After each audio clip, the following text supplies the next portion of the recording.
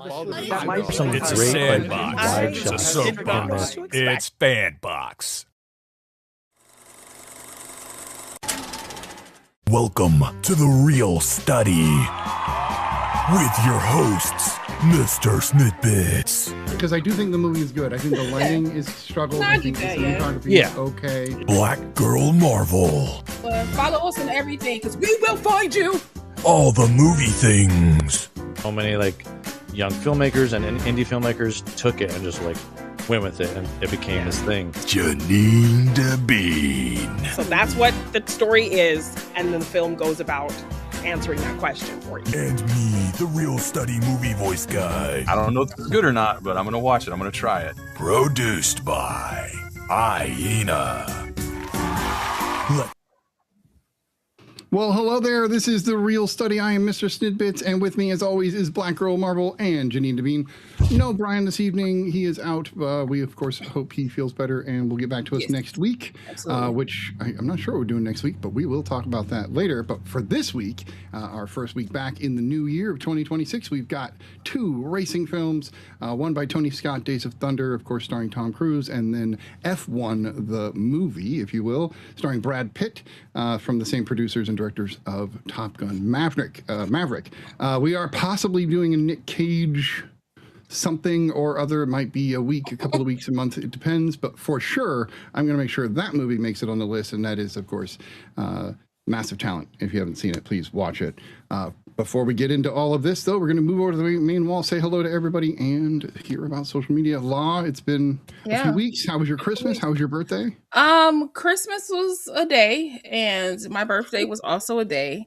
But the weekend I had a little party at a hotel, invited a few people over just to have a little time. But then I had the weekend to myself, after everybody left. So Sunday to Monday, which is nice. I just kind of chilled and watched TV, and New Year's is another day, and so it's good to be back with the crew. Even though I talk to y'all anyway, we don't get to talk like this, right? We didn't talk like this, but it was more but to me, that's still talking. Yeah. I'm still of the, even though I was born in the 80s, raised in the 90s, living in the thousands, texting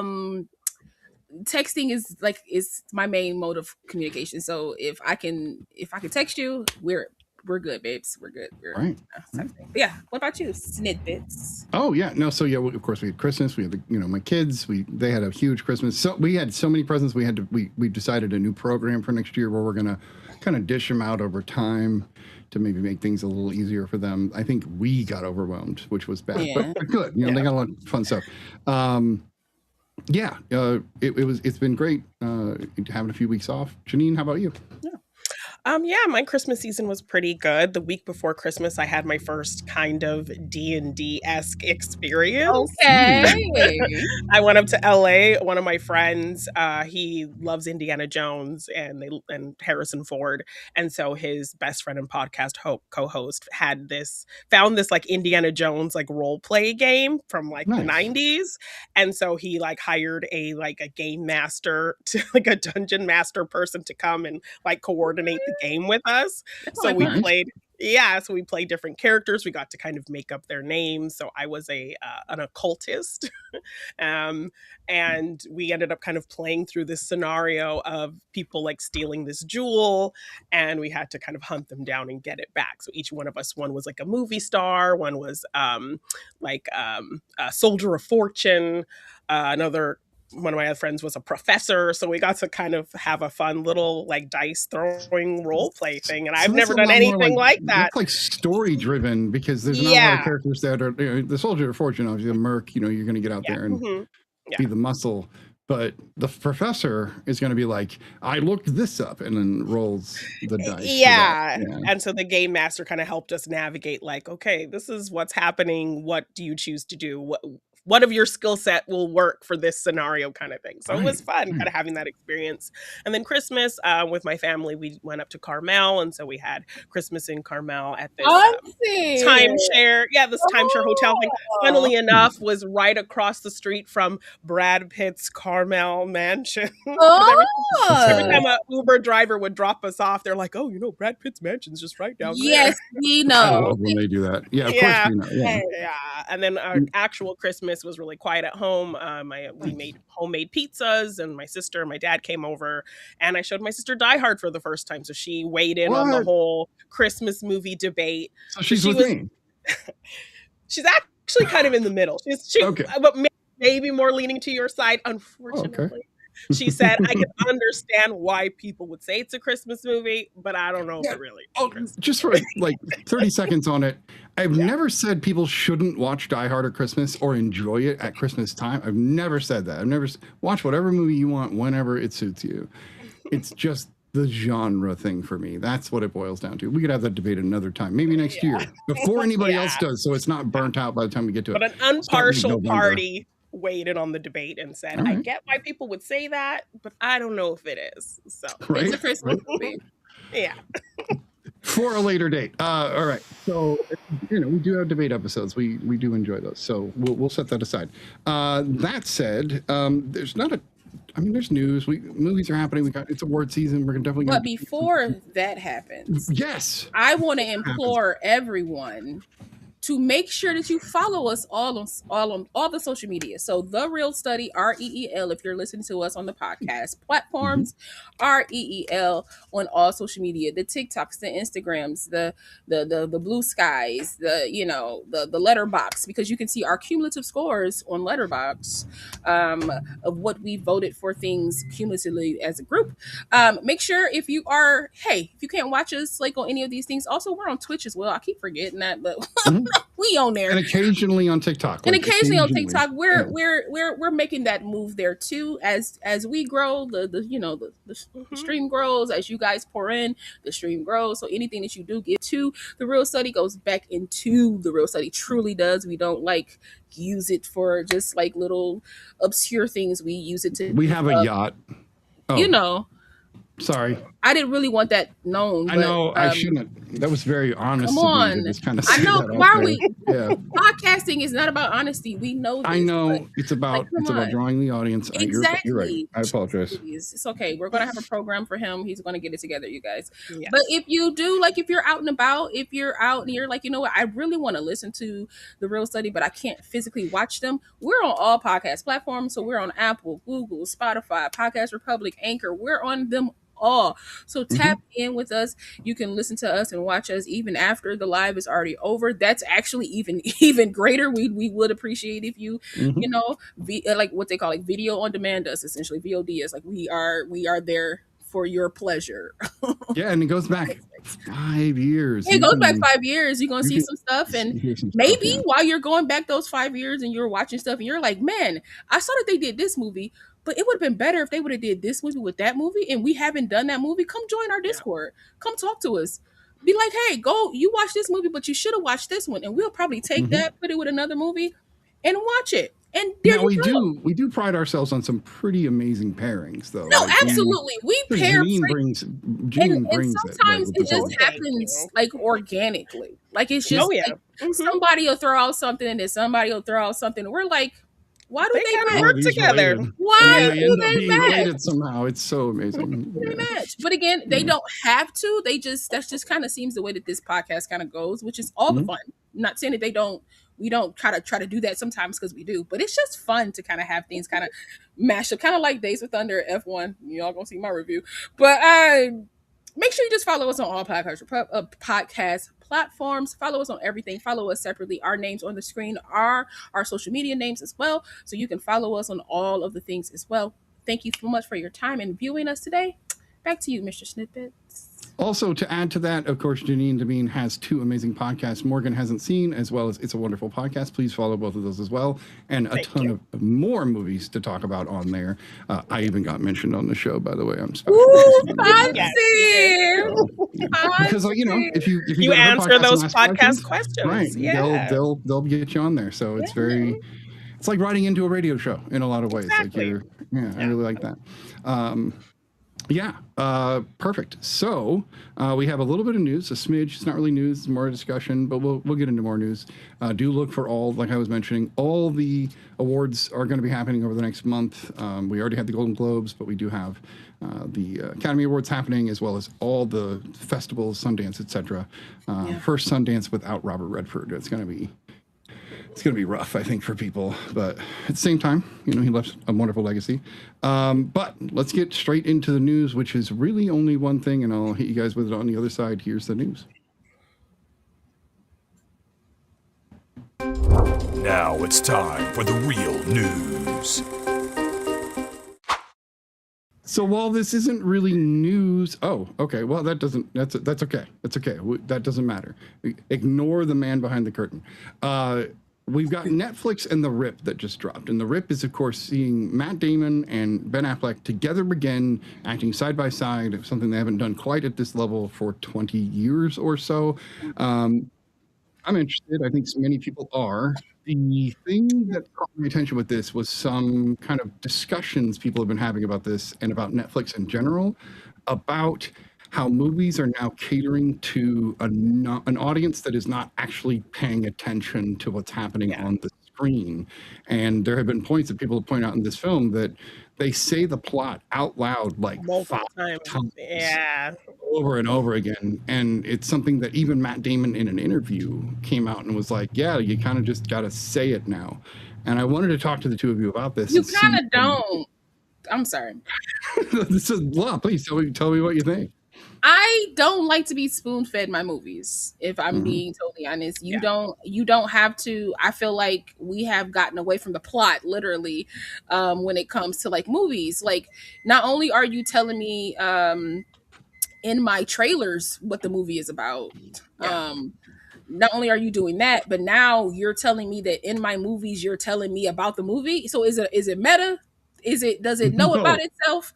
Like, if you're not going that route with the movie, let the movie be itself. And if nobody gets it, that's fine, because that's how conversations not for them. Yeah. Or they'll go look it up. They'll go look up other things. Yeah. Or guess what they'll do? They'll watch it again, possibly, to be like, well, did I miss something? Maybe this is why people can't think for themselves, because movies are now being spoon-fed and you don't allow people to critically think about a movie, about a plot, about what's going on. This makes me not want to watch that movie. But there are plenty of movies that do that already. We don't need help. Fast and the Furious exists. We don't need help making those movies. And they weren't doing that. Yeah, and they weren't even doing that for some type of like format for people being on their phones. Exactly. It was just kind of lazy fun, not thinking about movie writing. But these are two guys who won an Oscar for screenwriting, who write very cruel, fun, natural dialogue. Like their dialogue is great. So the fact that they just felt like they had to cater to this format really kind of sucks. Yeah, it does. It really, really does. No, that's and I think you can see it on their face, but at the same time, I can't blame a working actor for needing to get money and make, like, that's their job. This is their job. Whether they do it with artistic, integrity or not, they still need to make money and put food on the table. So. Exactly. And the fact that they really struck this unique deal with their company where they, the artist equity, where they, get money for everyone involved. If the movie is profitable, then of course it's a huge incentive for them leading the charge to make it profitable for everybody involved. Agreed. But you don't do that. I get it, but it kind of by spoon feeding your team. But they felt like they had to. This isn't the discourse. This isn't the conversation you want people to have, to be like, yo, they told me to plot 2 seconds into the movie. Like, that's not how you want your movie to go. You know how ridiculous it would have been if in episode 4 of Star Wars they were like, also Darth Vader is the daddy, but nobody like you know how awful that would have been. Like, in the first 10 minutes of the first movie, if we would have found that out, like, how, like, you don't do that. You don't give away your plot. You don't give away your story, because now why am I watching it? I don't want to watch it now. I'm gonna go watch it. It doesn't feel natural. It doesn't feel organic. Yeah. This isn't to like knock on the movies we planned on watching last week and talking about, but I feel like movies, and this is a Netflix situation where the old guard has a pretty interesting premise, and they get all of that out of the way in 10 minutes. And I'm like, wait, but the interesting part is over. You intrigued me, and now I have 2 hours of Nothing. I'm not getting to action. discover anything. Right. And it's like if you they brought had up a left good that point till with the end trailers, and then they hit me with it, I would have been like, what the fuck? This is amazing. Right. Exactly. And Law, you brought up a good point. And Law, you brought up a good point. Like with trailers, it does the same thing. Like, I'm not the biggest Chris Pratt fan these days, but like the concept for the film Mercy looked pretty interesting. But then you watch the trailer and it literally just lays out the whole movie. It laid it out, and I was like, what's the point of me seeing this now? Because now I already know that's like the only thing that I don't know is the ending, but I can already infer from the ending that like he's going to win. One of three things. Going to win. He's going to exactly. He's either going to win or he's going to die, and it's going to be like a shocker. But it's like I'm already having that in my brain. The whole plot, right? I already have that in my brain based off the trailer. Right. Let me feel that 80 minutes into the movie where I'm completely invested. Then I should start to feel like, oh shit, I see where this is headed. Right. Exactly. But if I can get it from the trailer or the first 5 minutes of your movie, boom. But then let me pull it back to a brand, to a company that people still don't like. Okay, let me pull it back to like Disney and Marvel. Okay, what they're doing with these Avengers Doomsday trailers, these little teaser trailers, is right up my alley because you're only giving me a snippet of of the trailer, but you're giving me interesting information where I'm like, yo, what's going to happen next? And then for the directors to come out, for the Russo brothers to come out and be like, hey, just don't watch these. They're clues. Yeah. So now you're giving me a game to play for this movie. To use my brain. There's not enough information to actually solidify anything, right? You can't. There's nothing to glean from these. Everywhere I've looked, there's been speculation. There's Instagram people that's been like, well, I know Doomsday, so if this happens, then this might happen and this might happen. The reason why they show, but see, that's the conversation you want around your movies, so that people will go run to the theater to go see their movies. Right. Yeah. To see if they're right. And if you're going to have to sit there and explain and give exposition, do it in a way where it makes sense for the plot. Like you're doing an interview. So that's where, and you have to explain to somebody who doesn't know what's going on. So that's where you're giving me the exposition. But don't just say the same thing to somebody who already knows what's going on. And that's what I saw. I saw a supercut. We did this thing? I saw a super cut Why of are you the times that they like kept, that? and it was so many times. So I haven't watched it yet. No, but I saw somebody did a super cut of every time somebody said what the plot was. And I saw the same thing. Yeah. Wow. I saw. That's what made me want to bring this up. I was just like, damn, Matt Damon and Ben Affleck. Now I'm gonna be Leonardo DiCaprio. And the cast is great. Yeah, right. But the problem is, I can almost promise that while this promises and looks good, I'm going to watch it. I'm going to feel that same flatline Netflix thing I feel with every action movie where I'm just like, all right, they are fighting each other. Cool. But also, this looks just from the screenshot, and mind you, I've only seen the first Extraction that has Chris Hemsworth in it. Didn't see the second one, and I barely remember the first one. So let's just put that where that is at. But these all look the same. Like in the vest with the beard, white men war. And it's like Netflix. It's like Netflix. I need you to shake up the game, man. I understand it. Like different countries. It's simple font. It's right up front. There's nothing else. Like you have different, like, because I know like in like Africa, Netflix is very like Nollywood centric. It's like, because we have a little bit of that on, like the US Netflix, but it's like I see more interesting things on other Netflix, like other countries' Netflixes, from what I've seen people review. Then that's what's on an American, and I feel like it's only because y'all think we stupid and y'all don't want to like really give us. I don't think they think. No, they say we stupid, but it's just like cater to the ones that's not.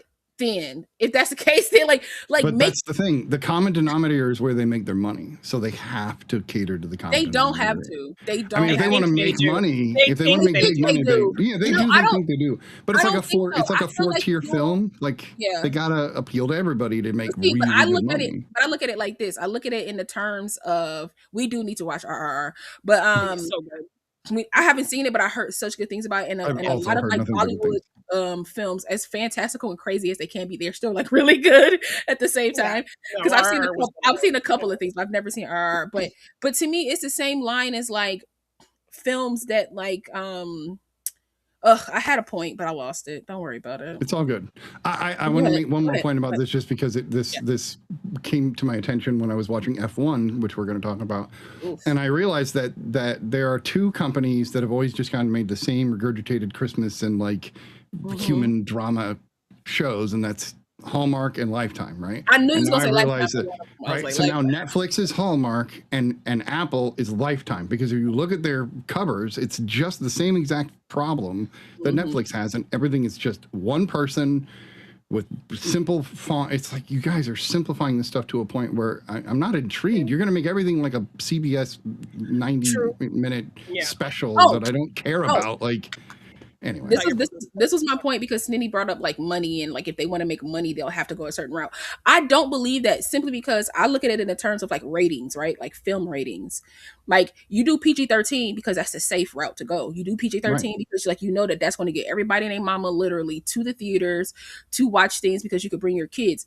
But then you get something like Deadpool that's R-rated, or Logan that's R-rated, and it still does massively well, which means that if you gave these PG-13 films a little bit more of a push towards the R rating, maybe not fully R, but maybe fully R, because even R doesn't mean that it's going to get ridiculous in the sense of like just boobs everywhere and booties and blood and limbs flying. Like, it's never, R rated was never that in the sense. I mean, it can be. Just be cursing. I mean, it could just be that's what I'm saying. It could just be cursing. So it's like, you pigeonhole not only the film that you're creating, but you also pigeonhole your audience, because nothing moves forward if you don't move forward. Like, if we didn't have certain movies that said certain things, or like acted, like had scenes in a certain way, or words that can't, like, we wouldn't be the society that we are, in a sense, and people wouldn't learn the way that they need to learn. So like, it really frustrates me that Netflix is in this very much like Disney straight-laced type of wave, where it's like, you have so much power to do so many things. You started off very A24, and then you just they had everything they used to make had edge, right? Some of the shows they had edge, and everything feels wildly polished and dumbed down. So and it's just like okay, like if we take Old Guard, and this will be my last thing to talk about this, but if we take like the Old Guard first and second, honestly, as good as a premise as that is, right? Because you wanted to focus more so on, from what I could see, you wanted to focus more on these characters, specifically Charlize Theron's character, and like her like existential crisis, or whatever that is, from her being millennia old or centuries old, and her being like, well, there's nothing in life anymore, which is like a very trope that happens when you're an immortal. You always, I love how immortal beings have decided what immortal beings would decide. Yeah, exactly. And I'm just like, but also I feel like, let me find an immortal movie, a person who just like, yo, I'm digging every century I've been in. Like, I want one that's like that. In fact, I miss certain centuries. I miss certain centuries. Let's bring this. Like, I want that, because they all get so bogged down with like, I love and I lost and I die and I come back. Like, they all have. Here's the thing. Like, time makes the, there's a lot of things about time, but no matter what, when you lose somebody, the amount of time you get past them, it comes easier and easier just over time, naturally. Right. It's not a slight against them. No, but if you had 500 years between the death of your loved one and now, you might just occasionally think about them, and so you'd have that tender moment. Yeah, but come on, like, you'd be moving on to whatever the technology is now. You'd be like, whoa, they have a printing press. Holy shit. Like, that would blow my mind. And you haven't figured out how to deal with your emotions, or to deal with life and death, or like how things just, like, it's just like, what are you ain't learned nothing. You didn't figure out anything all that time. All that time. So like, I wish that trope would kind of like not be immortal anymore. I kind of wish that would be like, I wish that would kind of like die off. But my point with those two movies is, I felt like they were in such a rush to create like this like epic trilogy of movies that you really didn't know kind of what you were doing, because the way that the second one ended, I said, huh? Yeah, no, yeah. I hear you. I hear you, La. All right. We should wrap this one up, and we have the Reel Roundup to get to. So we watched 3 different things. We watched 2 TV shows. I know this is a movie podcast, but hey, whatever. No, it's and 1 movie. Entertainment, because we talk about everything, so it's not just regulated to movies. Everything. Why don't we start with the movie though? So, La, you got to see Zootopia 2. Uh-huh. What'd you think? I loved it. I loved it. I want everybody to go see Zootopia 2. Me personally, I'll be very, very honest about this. When I saw that they were coming out with a second one, mind you, because I don't have normal TV, I don't see commercials anymore. So when I saw on my Fire Stick that they were promoting this as like a thing, I was like, when did this become a thing? Mind you, I'm on the internet all the time. Didn't see nothing. I need Disney to do better. Oh, dang. Okay. Yeah, I go to the movies a lot, so I see a lot of trailers. So yeah, I was like, I find out about things. I wish. Listen, come March, I will have more time to go to the movies, and I'm so stoked. For Yes. it. Anyway, that will be announced, closer to March. but I thoroughly enjoyed this film. I really wasn't sure when I saw that they were doing this Zootopia 2. I'm like, okay, the first one ended very well. Like it ended in a way that I can imagine what these characters are doing, what Nick and Judy are up to now that they're partners, things like that. Starting this movie off essentially with a conflict between Judy and Nick, always good in my opinion, but also I was like, what happened to the last part of the movie? They were so bonded and blended. But people are people, which these people, like with these animals, are essentially people, because I think they are the only beings of their world. But we'll get into that city because that's what I just wanted to get to you. But we can do that. We will talk about that another time. Yeah, we can do that offline though. But I thought it was really good. Again, animation is amazing. Voice acting is just amazing. Listen, we got Patrick Warburton in here. Okay, is he playing Snake? No, he plays the horse. Kiki Kwan is the snake, I believe. Yeah, Kiki Kwan is the okay. Is the snake. Oh, that's even better. It's the snake. We got some new characters. So Fortune Femster is in this as like a beaver. That's just hilarious. And did Idris come back? Idris did come back as well, but he's not as prominent as, but he did come back. I just what's her name? Mayor Bellwether is back for a little bit. It's really, it's a fun Jenny ride. Slate actually came back and played her. Yeah, actually came back for a little bit. I think it was Jenny Slate or somebody that sounds dangerously like the character, which voice actors are voice actors. If you find a good one, they can pretty much do anybody. I say go see this film simply because one, it continues the tradition of the first one of showing like if you're an other in the eyes of people, how that makes you feel.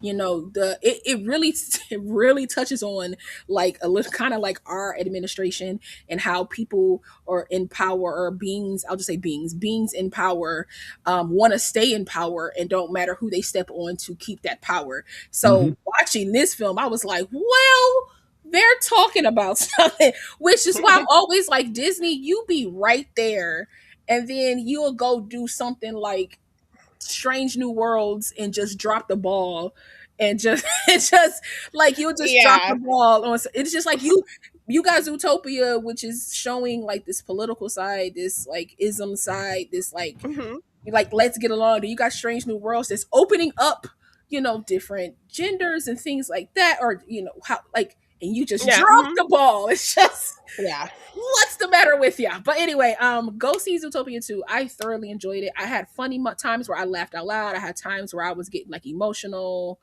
What would you rate it? I would rate it a good 8 out of 10, honestly. Nice. I would rate it a solid. What was your rating for the first one? The first one was like a 9 to me because I had no expectations. You were blown away by it, didn't expect it. Yeah, I didn't expect this because I didn't know that they were going to go the route that they did in the first one. I was just like, cute little animal movie. She want to be a cop. Like I didn't know. They were going to go so deep like that. You know what I mean? Yeah. Like, oh, she wants to be a cop. And then you hear things her parents like, well, don't try too hard. And she was like, well, maybe I just got to keep trying. Like, it's just, it was just so wholesome and like uplifting. And this movie keeps that tradition while aging with his audience. Like it added, because I feel like the first Utopia was kind of like enough for kids to kind of get it, to kind of understand it. And this one was like, on these sociopolitical themes. Like just a little bit of these things, like, oh, there's a them now. Like in the first one, like, oh, there's a them now. And then in this one, it's like, oh, y'all ramped it up because those kids are now like maybe preteens. Or getting older, and it's good. It's been 2016, so it's been almost a decade. So it's been a while. So it's like you're trying to it's like you're teaching these kids and some of these adults that need it too. If I'm calling this, they do. They needed that. Some people need to go back to third grade and rewatch their Disney movies. Exactly, because it's all type of Disney needs to watch their Disney movies. Yeah, I saw that. I sent you guys. I think I sent you guys a post like yesterday where Disney like posted, "Hey, share a quote from a Disney movie about how you're feeling right now," and it was all of this like great like fight. Power I saw that quotes like, from all of their movies, yeah, and they couldn't handle it. They couldn't just delete it. I saw that a couple of days ago and was like, "Oh, Disney, you need to hide what we already know, guys. Like exactly, we know and the your fact that they don't know is. that their media like talks on this in such subtle, beautiful ways, and they didn't even have an awareness. But that's my thing. Y'all they need to sit in that. You open that door, right? You can't close it by deleting it. Because look what you're doing now. The things that look how that looks even worse. Exactly. We live in a modern world where even if they deleted all of it, it's not going to happen. It's overseas. It doesn't matter out there. It's not getting. Well, it's also never the going, person that made the video back in the bottle has all the clips, so it doesn't matter if you deleted it or not. We can see it. Right. And now you look like an asshole for deleting that. Exactly. You look dumb for deleting it because you need to stand on business and you need to realize that the things that you've been putting in your movies, your company seemingly as a whole no longer goes by those same values. Right. So right. And we all want to. So get ship shape. Come on. Get Absolutely. on it. Janine, you got to see a Netflix. Oh, here we go. Ooh. Another Netflix. And then I've got a Netflix thing. We're terrible. Yeah. And I'm doing this. It's chills. We're It's around a table of us just being crazy. But go ahead. Chilling for Netflix Janine, over here. You got to see His and Hers, which stars Tessa Thompson and, of course, the Punisher himself. Tell us what you think. Yeah, it's a really good mystery show. A lot going on there. Basically, it's an estranged husband and wife. The husband is the lead detective trying to solve a murder that's happened in this small town outside of Atlanta where they both lived and kind of grew up. And she is a journalist who's investigating the murder from that side of things. And they haven't spoken or seen each other in a year because they had kind of a tragic thing happen in their relationship and she just took off. So she's come back from a year gone. And so it's like this weird kind of antagonistic dynamic between the two of them while this kind of murder case is going on. And it's really good just how they lay out the clues of kind of who potentially did it, who's involved.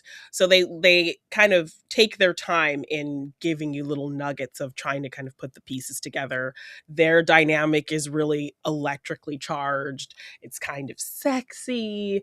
It's funny. It's really dark. So it's dealing with a lot of different kind of genres happening in the show. So it's a really great mystery show. I had a lot of fun. It's an easy binge for sure. So if you haven't seen it, check it out because these are two great actors. They have great chemistry together and it's a really great story. And like every episode kind of ends on this really like shocking, like what kind of cliffhanger feeling. So like a Weeds cliffhanger type of feel where it like every episode you're like, wait, what? How did she get herself in this? Almost every episode kind of ends in a way like that where you get another piece of information that's just like, what? Right. Yeah, it's great. Tessa is one of the actors that just has always I've always been drawn to her. There's something about her presence on screen in every role that draws me in. So that I might actually watch this, and that's a rare thing for me. So it's super easy binge. It's on my list to watch because I was streaming Days of Thunder, and I was streaming that, and someone was like, "I just finished His and Hers." It was like, "You gotta watch it." I was like, "It's on my queue." Okay, it's too much TV, too much things I heard to watch, but I was like, "It's on my queue." And he told me that he was like, "Listen, I was wrong. Who I thought it was." He was like, "I was wrong," and then he goes to tell me, "By the third episode, you're gonna think you know, you won't. By the fifth, you're going to think you know, but you won't." And I was like, oh, yeah, exactly. It's exactly that. It's exactly that. And he had me intrigued. That alone, I was like, I might have to tap in earlier to this. Yeah, no, I watched it. I think I watched half one day and then I watched the second half on the next day. So it was a very easy watch. You smart. Because I'd be like, try to get it all in 24 hours. Like, I'm just. Are those 40-minute episodes, hour long? What are we talking? I think they're about 40 minutes. Okay. Yeah. I like that length. 6 An hour can episodes. be a Listen, little much. if you're gonna do an hour of a show, I need you to go like Sherlock and have 4 episodes. Okay, Just because get what it are we done, doing? right. Like, Yeah. yeah. Do how the Brits do. Or you could do what the Duffer Brothers did and just make a whole bunch of episodes that are basically whole movies. So, I mean, there's another option. And do 8 of them in a row. That said, I and Janine, I know Janine also watched it, so she will give her input. But the thing I picked this week is to talk about Stranger Things season 5, which of course will conclude on New Year's Eve. And there's controversy surrounding this season. And I'm going to put to rest very quickly that I think that if you thought there was going to be another episode, I don't know what to tell you. It didn't appear. You got what you got. You get what you get. I was told 8, and I've never heard of a company going, "We're going to have a secret episode. We're never going to advertise." That just doesn't happen. Yeah. I also think if you had fan theories, that's wonderful. Don't bank on fan theories, or it could ruin your experience. Maybe let all things things. unfold for In you. all things. In all things. I agree. This is a good example where people got so caught up in their own fan theories that they literally let it ruin it for them. I wanted it to, so I ruined it. And what's funny is I went through something similar with The Matrix, but when it didn't pan out, I was like, oh, I guess I just didn't understand what they meant by the first movie, and I let it unravel, and I love them for it. But I digress. Let me talk about the show. I was thrown off by the fact that they did this in a way where the first 4 episodes are their own volume, and then everything else, the other 4 are their own volume. It's volume 1, 2. They kind of said volume 1, 2, 3, but that's not really how it worked. And it's very clearly almost 2 seasons kind of put together in a way, because there's like this huge crescendo in the middle of the season, which is not typical. But if you are a fan of the storytelling, the nostalgia, and the character-driven nature, the coming-of-age tale of it all, I think that they nailed this season, because it felt like an 80s movie. It felt like how an 80s movie should end. It felt like how things should unfold. And I think people were so caught up in the episodic format that they caught them off guard. And I will admit, in the last episode, I was caught off guard, but as I saw what they were doing, that I started to go, oh, okay, I see where this is headed, and I let it unfold and loved every second of it. I'm going to say something very bold, and then I want to hear, well, before I say the bold thing, I want to hear what Janine thinks, because I haven't about things. Janine, what are your thoughts? Yeah, for the most part, I enjoyed it. I think the ending of part 1 was so impressive and so impactful.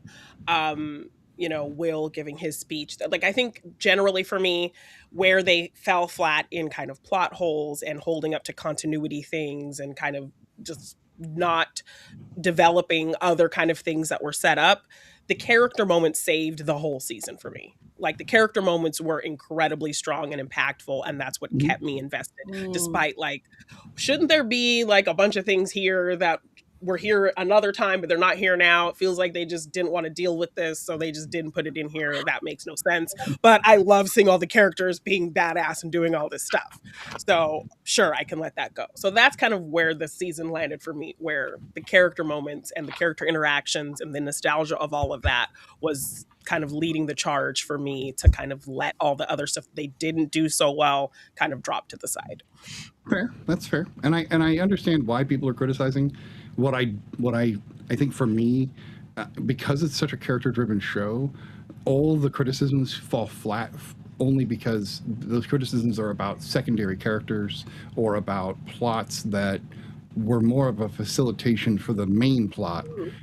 And to me, it becomes more of an inconsistencies that don't matter, because if you watch an 80s movie, there's all sorts of little plots that kind of pop up and are just swept aside because it doesn't matter. The characters have to win in the end. That's the 80s. That's just the way it is.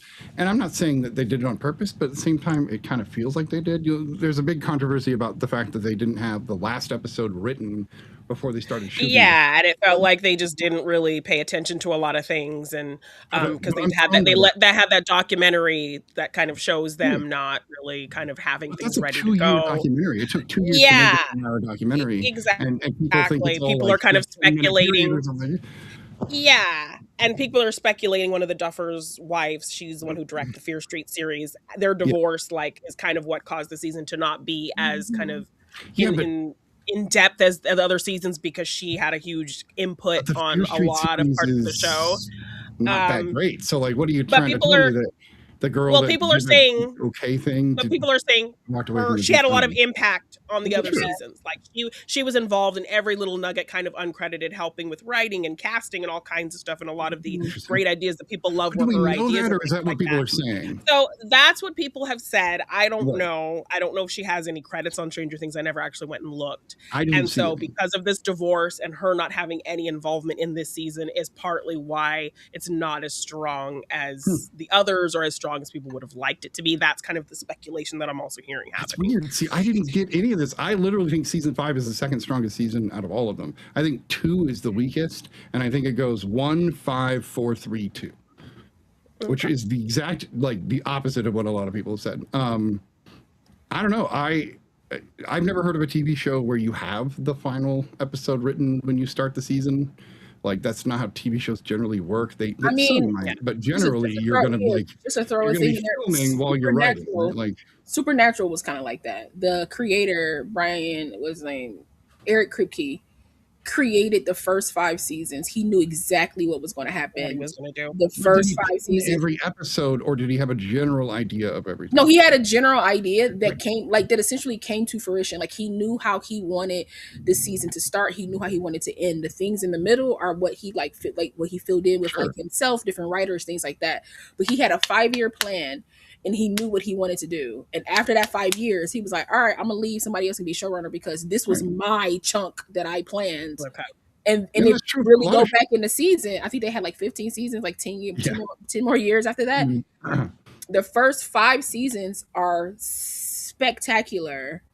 And 6 through 15, no disrespect, as much, mind you, I haven't finished the final season because I needed a break. And but 6 to like 14 have some genuinely great episodes. But it's one of those things that, like, if my leads don't die, I know what's going to happen.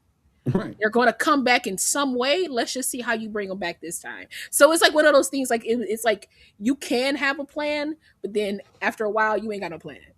Like, you just throwing stuff at the wall at a certain point. To me, it seemed like they knew how they wanted to end it. They just hadn't put pen to paper yet. Okay. And as they started to see what was able to be filmed, and this, I watched the documentary as well, but as they started to see what could be filmed and what worked and what their budget was and what their time, because no matter what, they're under a constraint. There's nothing they can do to go beyond the budget or beyond the time limit they've been given by Netflix. And if they have it written but not pinned all the way out, you know, to nitpick somebody with 10 minutes of time out of 2 years of their life and say that you can glean what really happened from that, I think is a lot of fans are full of hubris because they don't know what it takes. And, you know, they got a ChatGPT tab open, so they must have they must have used it to write. Grow up. Like, it's a new tool people are going to use, but it doesn't mean they're writing with it. It means they might just be like, what is this? And then they get an idea, and then that, like, and then people don't think about brainstorming session. Like, but people don't think about kind of like, okay, even though Janine said this was a fan theory, I kind of, or like a fan thought, like possibly that they think because of the wife of the divorce, maybe her input is what made some of the things like greater, that they didn't have that input for this season. Because to me, it's similar to like Charmed, their consultant, Constance Birch, who kind of like created the show or the premise. She's the one that made the show. Yeah, she left after the 4th season, and you can tell. You can tell, even though they didn't come out and say like, "Hey, she left," until then you find when you start finding out stuff. But you can tell the first 4 seasons of that show has a cohesiveness to it that the last 4 seasons do not. And it's a direct relation to this woman not being there to facilitate the bonds of sisterhood and the things that made the show what it was. Mind you, watched all 8 seasons. I enjoyed the show regardless of the actors. Okay, and that whole you didn't get to Kaylee Cuoco on the show until the season. Lord, that was a Hail Mary that I didn't appreciate. But anyway, so I can tell you can tell the vibe could change from somebody kind of like not there anymore. I didn't feel that personally. Yeah. My bold statement is here, and people are going to probably be like, "Oh, well, Snippets lose all credibility." I don't care. I think this is one of the greatest television shows ever penned. I love film. that. I mean, the concept, the idea, and like even somebody kind of explained it in a really cool way that like the Stranger Things is not trying to accurately portray the 80s with monsters and things. It's trying to capture like the essence of the 80s. It's trying to be like how people our age view the 80s. Right. People who weren't there. It's how people who aren't from the 80s view the 80s. Like, and that's a fair, but as a person from the 80s, I'm like, they did it, like, because they're not my age, they're way younger than me. So like, they're my age, so right, they right. like So they they managed to are think of literally something capturing that the they had in 80s this, that like, they saw in movies because they were babies and like little kids in the 80s. But So also, it's their interpretation of the 80s. It doesn't Right. have to be accurate to somebody that grew up in the 80s. Will they have the clothes that you wore sometimes? Of course, because that's kind of easy to pick from the 90s clothes and things like that. But it's nobody from the 80s is having a problem with it. It's all the people not from the 80s that are having a problem with it. Like, but generally, I just say Gen that Z to is the say ones having that a that's problem. what makes it such a cool concept. It was kind of my point. But see, that's what made it such a cool idea of a show in the first Z place. to me are just they just don't know nothing, right? they like they just don't, and it's no disrespect, even though that might sound quite disrespectful. I mean no disrespect, but like you truly don't know anything. Simply because you haven't lived enough, and I'm sounding like my mama. You haven't lived enough. We all end up sounding like our mama. We do, because it starts to make sense. Like what they talked about, some of the things that they said, because like, okay, you didn't grow up in the 80s, but you think you can tell people that were born before you about the 80s? Like, if anything, or the movies they grew up with, like you don't understand that brand of filmmaking and going over the top or and kind of having a little bit of cheese like, and camp. Name an 80s movie where the bad guy wins other than Empire Strikes Back. Name one. When was Stranger Things ever a show to kill off their main characters? Right. You know, also, when was it ever that show? Tell me when a coming of age tale has all the characters die at the end. Like that's not how that works. But also, like, let's call it to use it as an excuse as it being bad is just kind of a lazy criticism. That's crazy. But to me, you could have shaken up the show by killing off some of the important kids. You 100%. could like listen, Snitty, you might not have wanted it. I did want it. No. But I'm just saying though, but you still could have shaken it up or given people something to talk about if that's the route that you wanted to go. It's very if they want to do that, sure. But they love their characters. To How I Met Your Mother, how I didn't like that they killed off the mother 2 seconds after we found out how amazing she was. I love that she died. But we can talk about that another time. No, we were hit with a time up from the producer, by the way. I apologize. So we got to move on. But I think we can talk about this forever. We are going to move on to a conversation episode one day where we're just like, let's just get into the things that we want to talk about. Right? We'll write down 10 topics and we'll just go through them. Absolutely. Continue.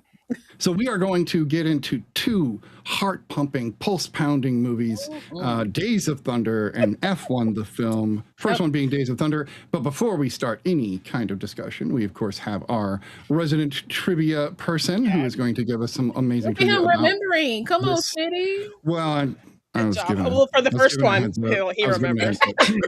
It's always the second one. Yeah, it's always the second one. He kind of Go ahead, Janine. Yes. So speaking of unfinished scripts, production began without a finished script. Scenes were often written the day of filming. During one driving sequence, Tom Cruise actually had to read his lines off cue cards attached to his windshield, which resulted in a minor car accident. Whoa. For subsequent driving sequences, Cruise was fitted with a special earpiece to have lines fed to him. Interesting. At Daytona for the final race of the movie, "Gentlemen, start your engines" is the voice of Burt Reynolds. Really? Yeah. Little throwback there. Yeah.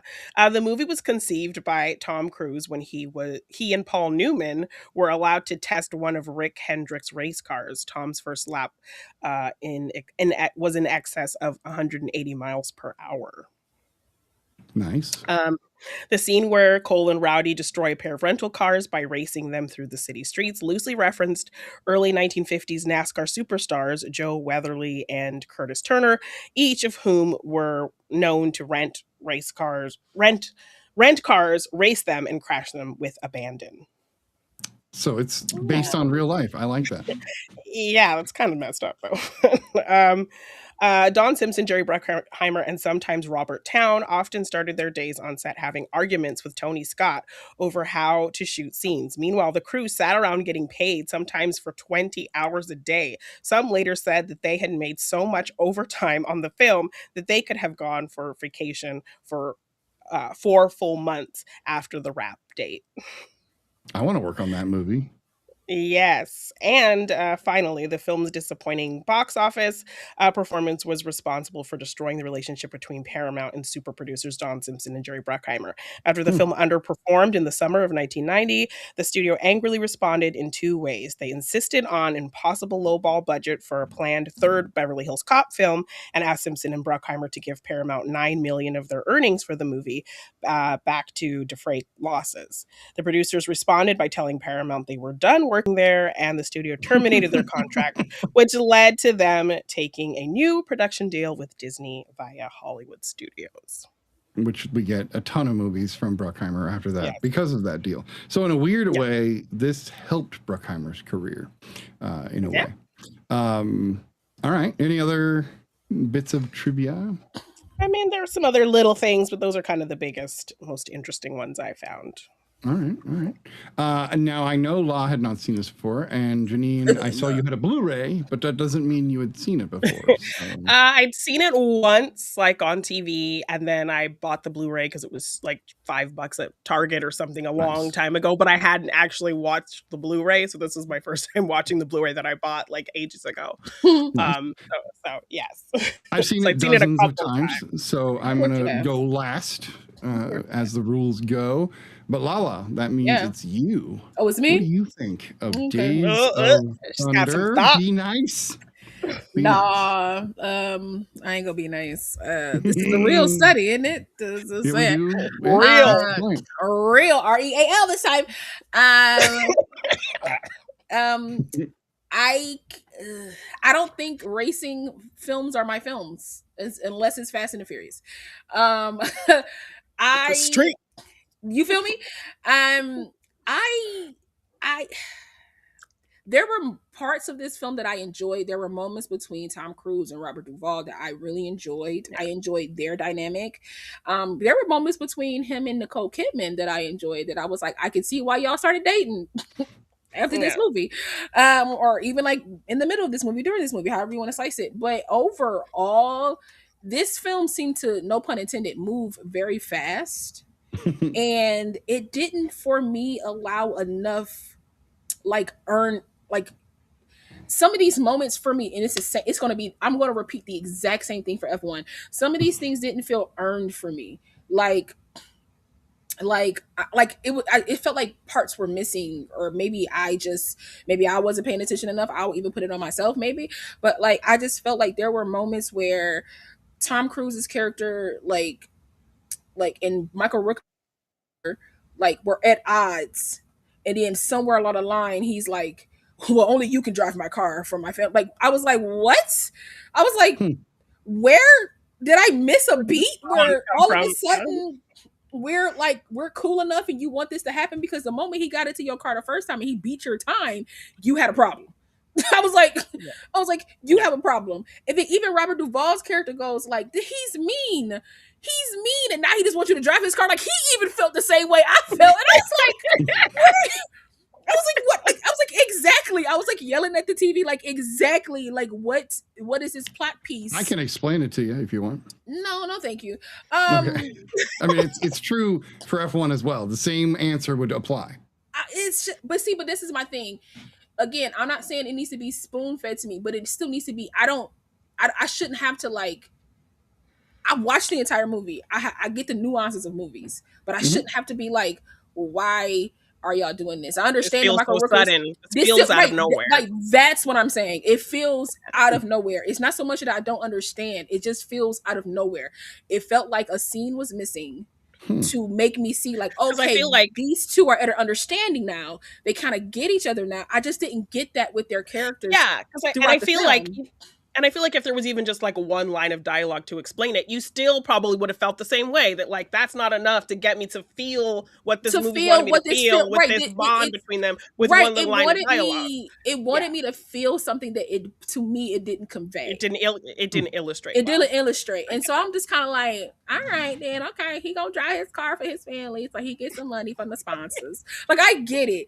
But then it's, I feel like the relationship between him and Nicole Kidman, even though they have great chemistry, they have really good chemistry, I just wasn't there for it. I was just like, this is moving quite fast. It was very 80s, and he kind of pushed himself a little absolutely far. It was absolutely. I even screamed at the TV. I said, listen, times have changed. Y'all not about to give my address out to nobody, especially a patient that was mine. I don't care what he do for a living. I don't care what. I was like, a patient who put my hand on his. Do you understand me? And I get his confusion of it and all that kind of stuff. Yeah, but that was actually at least well set up to where you could tell it really wasn't his fault. No, it really wasn't his fault. Right. That part to me, as gross as it was with my 2025 brain, but it was my really 1990s sweet brain was that like, Robert it was Duvall funny went out of his way to take his like, name and explain it. And exactly. It wasn't his fault. It was that was my funny. fault. I enjoyed that. Like I said, it's parts of it that like were very nice that I thoroughly enjoyed. But I felt like what they were trying to convey overall with the film to me got lost because it was just like, is it the cars? Is it the people? What are you talking about? What do you want to do? Like, it was just, I just don't think they conveyed it in a way, especially in like an hour and some change. I know it was almost like a 2-hour movie. 147, I think. Yeah, but it was like, but it was just kind of like, maybe it would have been 2 hours. It could have been some things in the interim that like, because like, okay, John C. Reilly's character, why do I care about Buddy? Y'all took a long time to tell me that I should care about his daddy.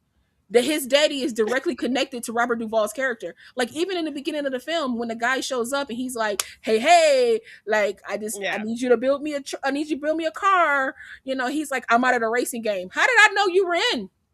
Like, it's just some of those things where it's just like, there was a smidge of terrible exposition there where he's like, you did this before. And I agree that seems a little rough. But it's like even that, it's like, oh, okay, you did this thing and he didn't do. He's like, I'm out of the racing game. He's like, you was out because they kind of kicked you out, bro. And it's like, I don't know. I just felt like something maybe was missing at the top to just to solidify everything else that came after that. Like, maybe the way that it started for me just wasn't a great start for me, because like John C. Reilly's character, like, okay, you were the son of this guy, but you don't do nothing. I mean, you work the pit. No, I'm not saying that's not nothing.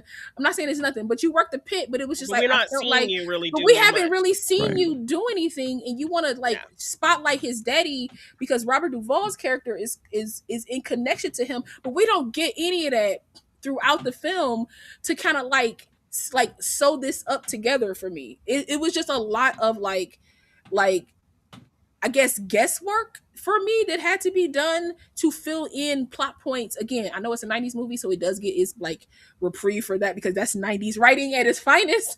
But it's just like, here we go. No, absolutely. Yeah, but I mean, the first piece of trivia I read was that the script was unfinished, so you kind of feel that a little bit. And that's as soon as I read that, I was like, yeah. And when you said it, I was on my phone like doing something, and when you said it, I was like, that's right. It could be these. I mean, I could be having nostalgic glasses, And you know not what? Impossible. It's possible for me because, like, listen, all these movies that I ain't watched that I'm gonna watch now. Even Top Gun and Top Gun Maverick, you felt kind of the same way about those. Movies. I was like, I'm maybe like these not Fast and Furious movies are not for me because it's like not dumb, and I don't mean this in a bad way, but they're not dumbed down to the point of ridiculousness, and then there's action on top of that. Right. They're trying to still keep themselves like grounded.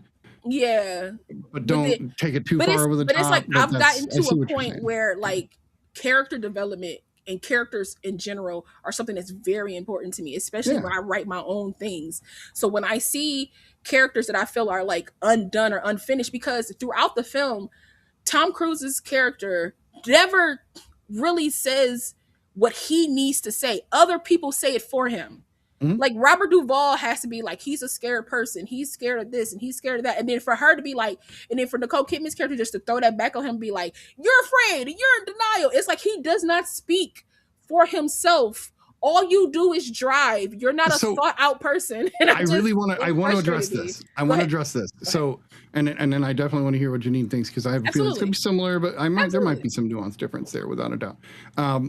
But I think that the element in both films, the whole, like, I'm going to just touch on F1 for a second, but the whole, like, Sonny wouldn't touch the trophy thing, along with they won't go into funerals, they won't go to hospitals. The driver mentality is almost a trope in itself, or culture is a good way to put it. And so if you don't know that, like, the way their heads are going in, you might not get the nuance between him and Rowdy, because Rowdy respected him on a level that he didn't respect anybody else on, and it was an unspoken respect. And the rental car scene actually solidified that, when they were able to go out there and just bump bumpers and give it to the man, right? Yeah. They were like, "Fuck you, man!" Like they immediately. No, there were moments. There were moments. Saying like, "Oh, call it a draw." Like like at the dinner. When they both had each other's back, and he was like, he was like, transmission, right? He was That's like, all they needed, because otherwise they're the same dude. Like, they're the same guy. They really are. And Sonny is also that exact same guy. They're all chasing that one thing, and it ain't the trophy. Absolutely. It's that moment that Sonny was talking about. They're all chasing that. It just didn't work for me. But here's the thing, I get what they were chasing. I get, because it's the same thing with F1, with like it's like kind of like the glory of it. This is something I've been wanting since I was like knee high from whatever. Right. Since I was playing with Hot Wheels kind of thing. This is right. This is what I've been going for. But I still feel like writing wise, even like screenplay wise, there's a way to convey that better for me, is what I'm saying. That's fair. And so maybe for a non-racing person that would work. For a person, because I've always loved cars, racing, all of the stuff. Like, I'm just like, I'm already in their mindset. So I'm like, for people who don't know, and for people who do know, and that's a fine line. And a lot of people don't know how to tread that line, in my opinion. And to me, Days of Thunder, if you're like a gearhead, Robert Towne does know how to ride that line. That's what's weird about this, is that maybe talking about the director or the writer of Chinatown. Like, we're talking about like a hell of a like a famous screenwriter. Before we go too far, I want to hear Janine's thoughts on Days of Thunder. Yeah, this plot was incredibly thin. Like, there was not much to it, and I'm not saying that's necessarily a bad thing, but like, you look at the story, there's not a lot there. You're kind of relying on the actors to kind of fill it in. Absolutely. So the film was lucky to have great actors to kind of fill it in. Absolutely. I did actually like that Cole didn't really talk for himself, that people could kind of know him well enough and read him well enough to kind of advocate for him. That I feel like it's kind of what Snitty said with this culture of like, you don't want to show that you're scared, especially in this kind of industry. You don't want to show that off to your competitors or the people that, you're around. You want to put off this kind of confident air. So I kind of get that the people in his life are the ones who really notice that he is scared of certain things and have to kind of speak up for him. So I kind of liked that aspect of it. They're kind of burying the people in his life. Like, none of them knew him until he rode up on that bike, and now y'all just know him better than he knows himself. I'm just I'm sorry. I get it. I totally get what you're saying. But yeah, I do think that also it was a very kind of quick shift with the kind of him and Rowdy are kind of instantly kind of there for each other. But I think the relationship with Robert Duvall was the strongest aspect for me. Like, I loved the care that he had for Cole when he's advocating for him in all kinds of different ways. So that's kind of the biggest thing that made me enjoy this movie, was that relationship. I kind of liked that Cole kind of went into this not knowing anything about cars. That kind of made it really interesting. That he's just good and he just wants to do it. And so, to have a character who's very much kind of like just naturally good at something like that. They only just told me to drive and I did it. But then just has to learn the nuances of certain things, because it's like, you can drive, but like, you still don't know, like you guys said, this culture that we're in. Exactly. So, and that's the way, I think a good example of how he could get so close to Robert Duvall so quickly, because he has to rely on him and trust him with the car aspects and things he doesn't understand. So even kind of that little shady moment where he tells him about the magic tires or whatever. I love that. Yeah, Yeah, then that was got a good scene. Absolutely. Them, yeah. I don't have a problem with them. It's everything else. I have a problem. I noticed you highlighted the ice cream moment in your video, and I think that that's another aspect of their relationship where he could give him shit, and it was almost like And uncle they'd be okay. Yeah. nephew kind of relationship. It wasn't. I don't think it was father son, but it was definitely like uncle kind of relationship. I would still go father son though. I would still go father son. I mean, he did have a shit dad, so that makes sense. Yeah, I would still go father son. Yes, and also kind of with the finale and just kind of with movies like this, if you can get me somewhat invested in something that I don't care about in real life, or B even really understand, then you're on the right track. Hey. Love it. And this film got me to do that, especially kind of in this kind of setup of a film that's like this. When you show me something kind of ahead of time and to kind of have a character explain it to somebody else, and then you bring that back, the whole little the drafting person. Yes, and then that's kind of the big move for the finale. Like I cheese hard over stuff very like that. Mighty Ducks, right? It's very it's cathartic. There's something, but that's what I love about these kinds of movies is the catharsis of just like, yes, they won, a hero won, a good guy won. And that's actually a perfect segue because we haven't talked about Cary Elwes, who has 4 scenes and maybe 5 minutes of total screen time in his entire film, and yet you want to wring his neck, like you're just. But can you tell me how? Right? They really said we're going to give you the same exact hairstyle as Val Kilmer. I said that in the chat. And is Val Kilmer. And they definitely clashed. What I think is genius, now whether there was a screenplay or not, or this is to me the genius of Tony Scott, because whether or not this movie is good or has a screenplay, that's subjective, obviously. But we all know he's been a hell of a filmmaker throughout a hell of a filmmaker through his whole career, and generally with action. And to me, to be able to do something like I'm going to describe is actually kind of a feat. So we spend 70% of the movie hating Rowdy in a sense, like he's our good guy's rival, like fuck Rowdy, we don't want him to win, we want Cole to win, right? So then they have the switch where it's like, oh, I'm going to help Rowdy. But then there's still some like angst and anger about a rival. Well, what the hell do I do with that energy? Bring in Elwes. Now I can just transfer that anger straight over to him. And I want him to and he's kind of like somewhat against the two of them, or threatening the both of their kind of careers. But it's just little subtle, bring a good actor in, make him, get that smirk. He barely even spoke, but that smirk, you just want to punch a guy with so good at it. When he came back the second time and went, but I couldn't do it better than you. See you out there. He was like, I was like, I don't like him. I was like, you want to hurt that dude. And Cary always plays a dick in some way, and I'm just like, this man has made a career, but it's so good. And it's so good, and it's never quite the same. Like some people get pigeonholed and like that type of like, I'm gonna be a dickwad and everything. I mean, but his is never quite the same because he plays a villain in Leverage, and it's so good. It's when he popped up, I was like, he's the bad guy. I'm excited. Like villain in Stranger Things. He was that shitty mayor character in Stranger Things. Oh yeah, he was even kind of an asshole. I mean, he's even as the hero in Princess Bride, he was still kind of an asshole. He plays a dick for the first half, right? Yeah, but even when he's the good guy, he's still like kind of snarky and snarky and smarmy a little talking bit. shit to his like compatriots. liar, like liar. The claw. Even nice guy, kind of like. That makes you go like, I don't you even kind of hate him in Saw, where you're like, I don't care if you have to cut your letter off, do it. I don't cut it off. I don't care. Look at our heads. He's made a great career. But still, 4 minutes with 4 scenes, and yet he's as memorable as the rest of the characters, which to me says something about him. Agreed. As we've already discussed, I don't mind the switch. I know there are no small parts. Although apparently Chris Nolan told Matt Damon he's like, you've heard there's no small parts, no small actors, and he's like, this is a small part. Sorry, dude. So, but what would you do with it though? What do you do with the material? Right. And I think if you've seen Interstellar, I think he did a bang up job. There's definitely nostalgic goggles here. I will never deny that. I watched this movie when I was 11, 12, 13, somewhere in there. And it's I've always loved. It's weird. I don't watch racing, but I love racing. I don't know if that makes any sense.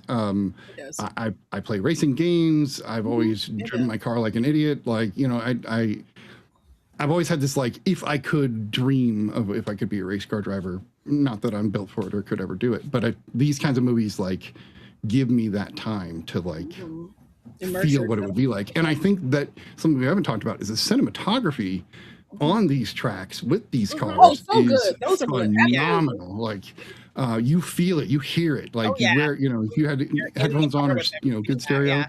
Holy crap, dude, you know, almost like Star Wars, like Sebulba's engines, like really in the cockpit. My wife, I'll get it out of the way, actually looked up what the propensity for NASCAR drivers and cancer and or like problems are just from the soot that you saw all over his face. Apparently they're breathing carbon monoxide like day in and day out every day, and they get all sorts of like lung cancer and all sorts of terrible problems from it, because they want to be first, which is interesting. And I think that what we hear in this movie, I think Formula One captures perfectly, but we'll talk about that. So yeah, I adore this movie. I would venture that a lot of what I've been saying is similar to what Brian would say. Absolutely.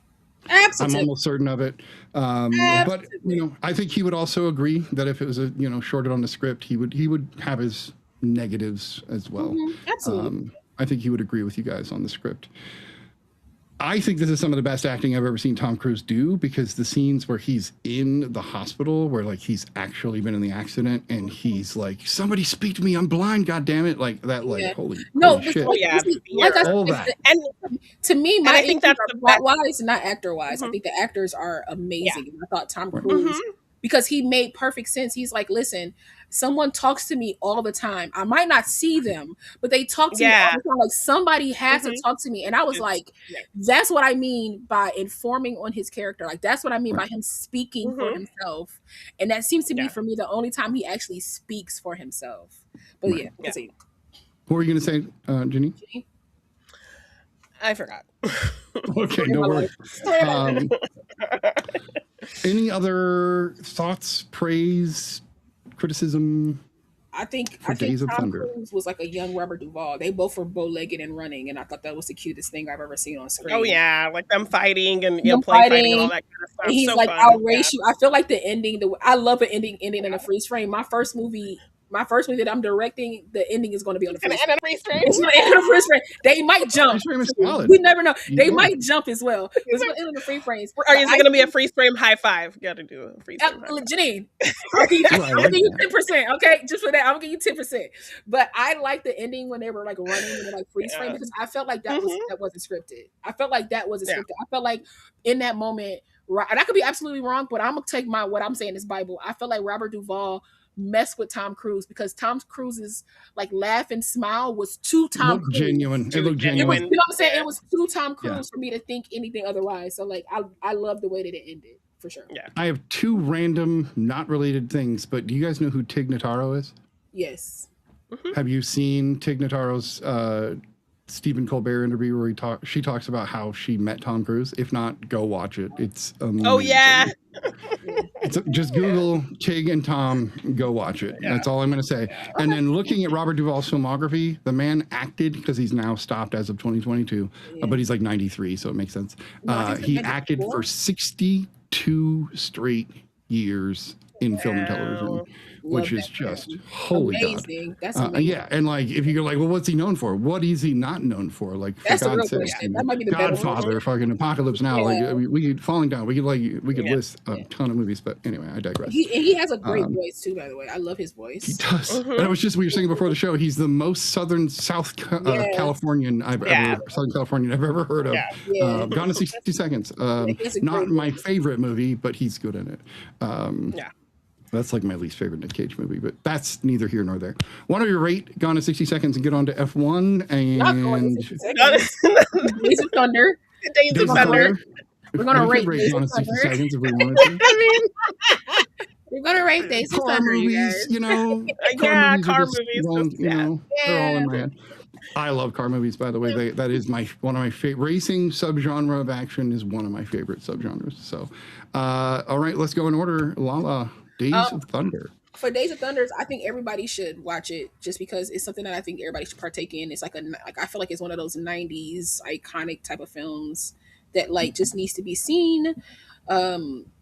I give it a 7 because I really enjoyed the Robert Duvall, Tom Cruise connection. To me, that saved the film for me. Plot otherwise, because that bad boy was paper thin. Yeah, it was so You know, Driver want to drive. Driver wins. Driver wins. Like it was driver sad, driver wins. Driver sad. Sorry, I forgot driver sad. Driver drive. Driver sad. That's the biggest. That's the Driver, beat. Driver drive. Driver sad. Driver fall in love. Driver Absolutely, it was very much that. But I think the Tom Cruise and Robert Duvall of it all. Yeah. Won out for me. So I'll give Days of Thunder a 7 simply because of that. All right. 7 it is. Janine. I think I enjoyed it just a little more than you, Lost. I give it a 7.5. Respect. 7.5. I've got to fight for Brian's honor here. Fight for your own. You definitely were like me, fighting for your life, like I was with Better Watch Out. So to a degree. I think just to try to help make, because I think he would rate it like an 8.5. That's my guess. We'll ask him next week.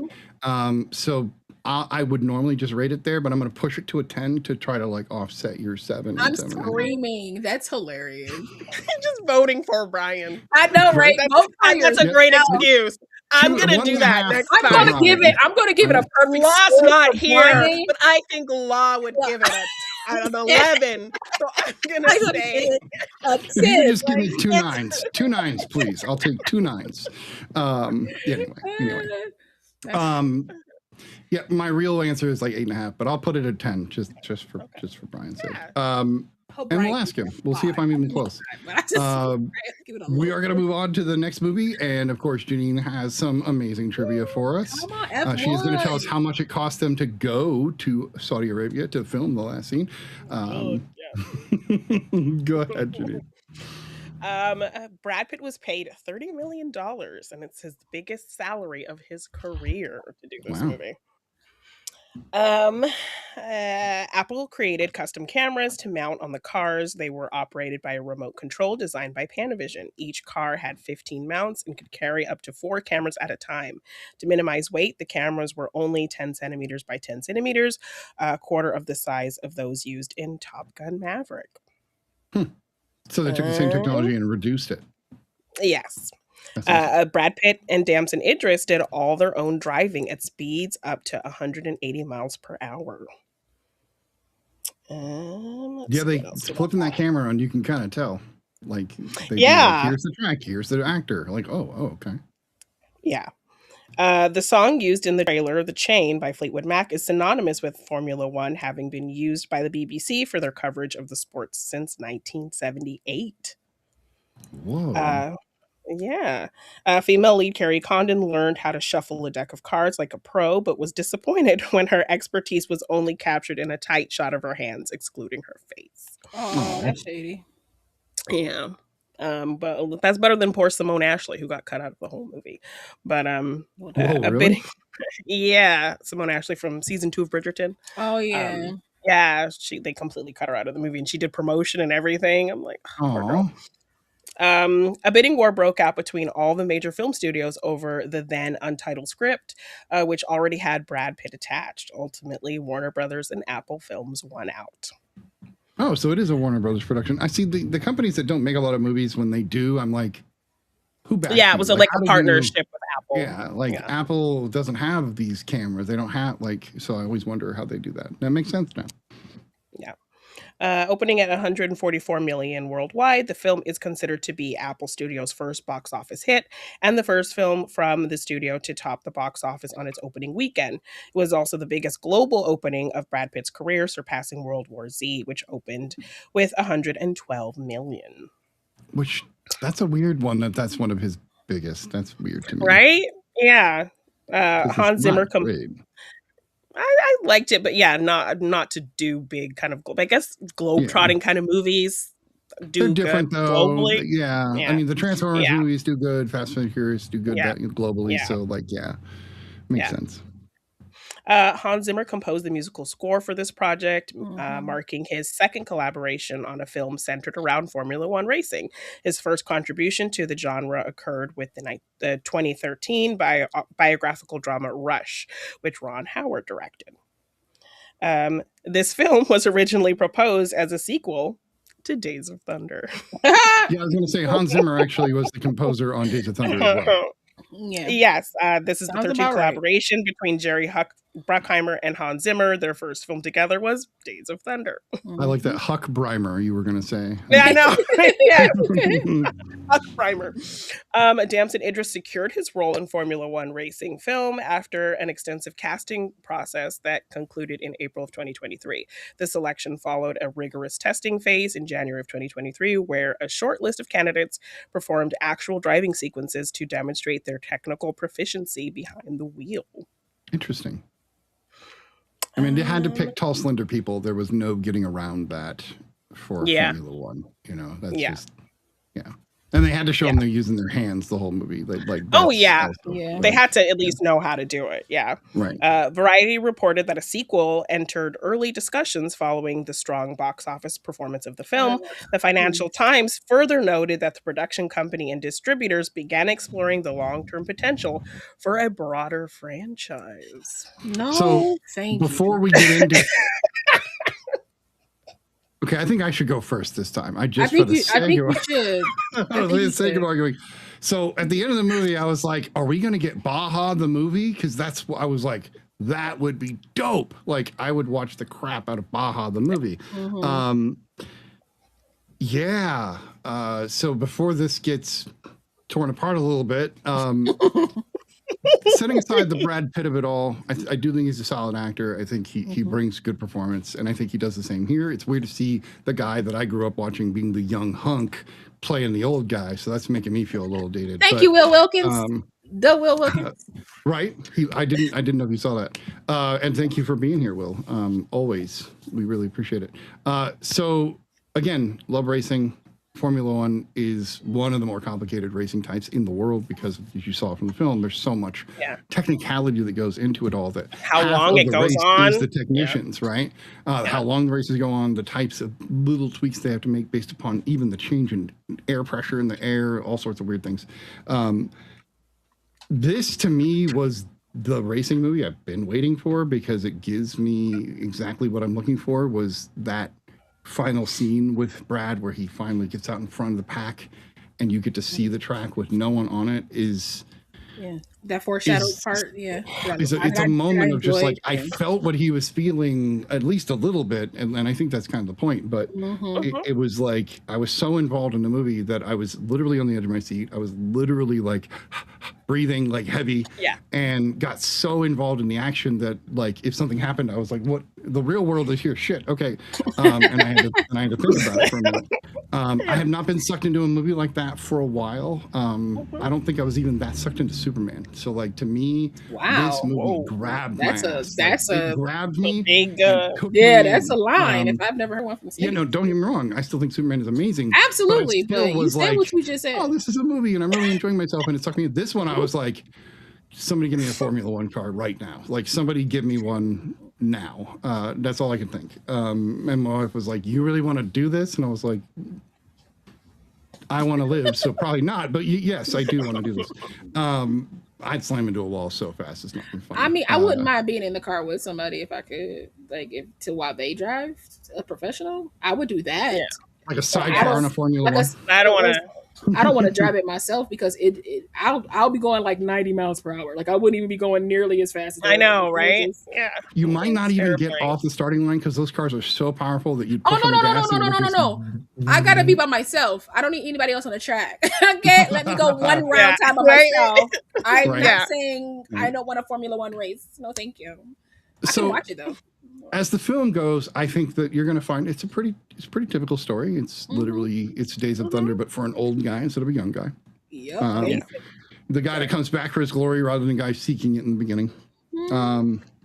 there isn't really the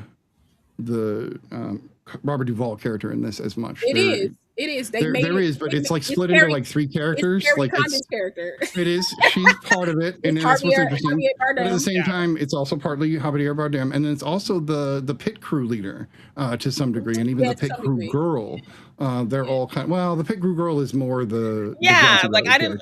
But I was just like, yeah, it's like they set up this character to kind of maybe have this arc of like, you know, fixing her mistakes and being maybe more of a character, and then they don't really give her anything. They do nothing. Yeah, with her, I was like, she's part of the team, the overall team. Was that Simone Ashley's character that y'all just kind of like? What did y'all do with her character? How did she get cut? Who was she? I think she was supposed to be a love interest. I think she was supposed to be like a press person. And like a love interest for Damson Idris's character. I was gonna say because he doesn't have any kind of. I thought that the white girl that was like messing up a little bit was going to be his love interest. That he was going to. I thought that was going to happen, and when that didn't. So when she has this scene of Brad Pitt encouraging her, I'm like, where's this going? No, and then like, is he gonna mentor her or? But nothing came of it. Nothing came of it. I was like, that was a plot point that was just kind of like left. It was kind of wasted. Yeah, it was wasted. Right. Which was also annoying to waste time on that because I felt like there were other things that were underdeveloped. Absolutely, if that was underdeveloped, I would love to hear what you think was underdeveloped.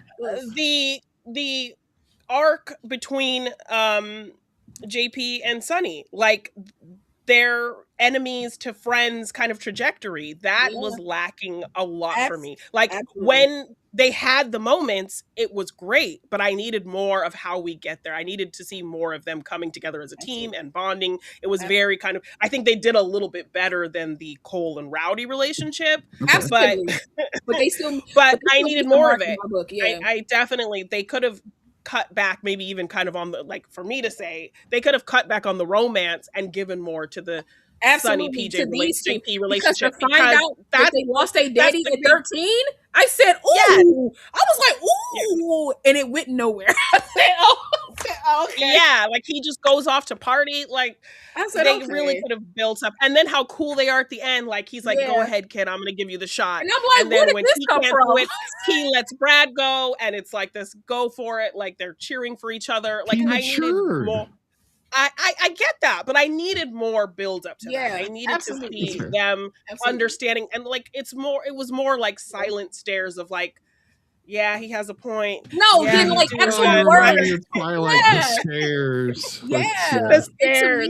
I needed more conversation and interaction between the two of them to show the enemies to friends to teammates. It's that driver culture again. It was there. Yes, it was there, but I needed more of it. I wanted more of it, especially because that's kind of that's the biggest crux of the film, more than the romance. Right. That's the movie. I don't care about this. And Idris is great. Give me more of them. Give me more of them facing off. Yeah. And honestly, I felt like what was a little underdeveloped was his illness. Well, his injuries. His injuries was like, because you tell me that his injuries leads to blurred vision and we don't see blurred vision until he gets into that accident, that makes no sense. He's had these injuries for 30 years and he's getting vision. His vision is getting blurry. Now it's an issue. Well, after he slammed into the side of the track, he got jarred. But they already said that his report was from 30 years ago. So that means that he should have been having some effects well before he even hit that wall or hit whatever he hit. And I didn't know when that early scene, when he's about to win Daytona and he kind of has that moment before he gets in the car. I couldn't tell, is that him like dealing with an injury issue or is that him thinking back to his first car, his F1 car accident or something? I get what you're saying. Yeah. Wait, so are you talking about when he kneels next to the car or what moment are you speaking about? I think it's before he's about to get in the car to win Daytona, like at the very beginning. Right. He has like a moment where he's like looking down and breathing. So he does that every time he gets in the car. It's his like center prayer. I don't know what he's doing exactly, but he's centering himself in that moment because he did it like 2 or 3 other times, at least as far as I picked up on. So that's what I took from that. It doesn't mean I'm right, but that's just I think you are, because he did that a couple of times, but I don't. But the time that Janine's talking about, it's so prominent that the other ones were kind of like a very quick kind of like quick thing. So I was like, is this him like dealing with like trying to show you that his body is not fully like in shape to do this? Was it the very last one then that he did that on?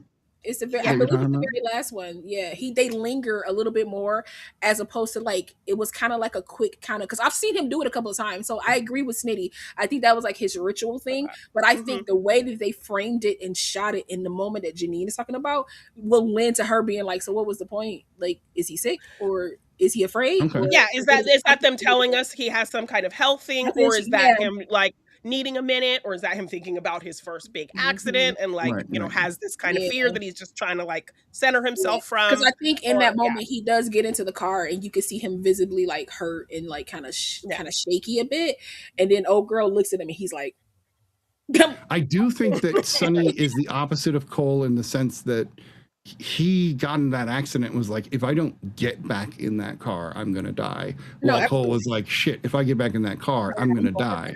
So I think that it's kind of showing two sides of a driver, like how you and the fact that he worked his way no matter what. Yeah, but it's also showing like he did all different kinds of racing. He had to work his way back to F1 to kind of feel ready again. But it also shows like a young man afraid of his mortality and an older man who doesn't care. Who's like, I've done this. He's like, I've lived. He's like, I've lived. He's like, if I die doing this, I'm good. And this is somebody who was like, listen, I like to drive cars, but like, I ain't trying to die to drive a car. Have you guys seen Gran Turismo? David Harper.